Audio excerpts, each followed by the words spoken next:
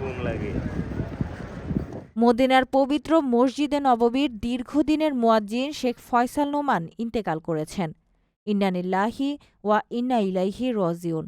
মঙ্গলবার ২৩ ডিসেম্বর ফজরের নামাজের পর মসজিদে নববীতে তার জানাজা অনুষ্ঠিত হয়। এরপর মদিনার ঐতিহাসিক জান্নাতুল বাকি কবরস্থানে তাকে দাফন করা হয়।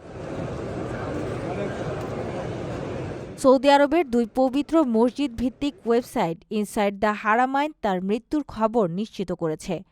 শেখ ফয়সাল নোমান ১৪২২ হিজরিতে ২০০১ সালে মসজিদে নববীর মুয়াজ্জিন হিসেবে নিযুক্ত হন। দীর্ঘ ২৫ বছর ধরে তিনি অত্যন্ত নিষ্ঠার সাথে নবীজির রওজা মোবারকের সান্নিধ্যে আজান দেওয়ার দায়িত্ব পালন করে আসছিলেন। তার সুমধুর কণ্ঠের আজান বিশ্বের লাখো মুসলমানের হৃদয়ে গভীর প্রভাব ফেলেছে। উল্লেখযোগ্য যে তিনি বংশ পরম্পরায় এই মহান দায়িত্ব পালনের সৌভাগ্য অর্জন করেছিলেন।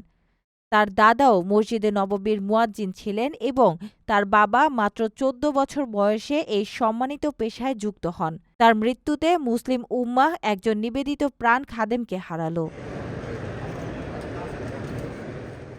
প্রবাসীদের জন্য নির্মাণ হচ্ছে দেশের প্রথম স্মার্ট সিটি, যেখানে থাকছে স্কুল, মসজিদ, হাসপাতাল, সুইমিং পুল, হেলিপ্যাড, জিম, পাঠাগার, সুপারমার্কেট, শিশু পার্ক সহ সকল নাগরিক সুবিধা।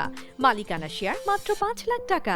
প্লাটিনাম ইনভেস্টরদের জন্য ঢাকা বিমানবন্দরে ভিআইপি প্রোটোকল সুবিধা।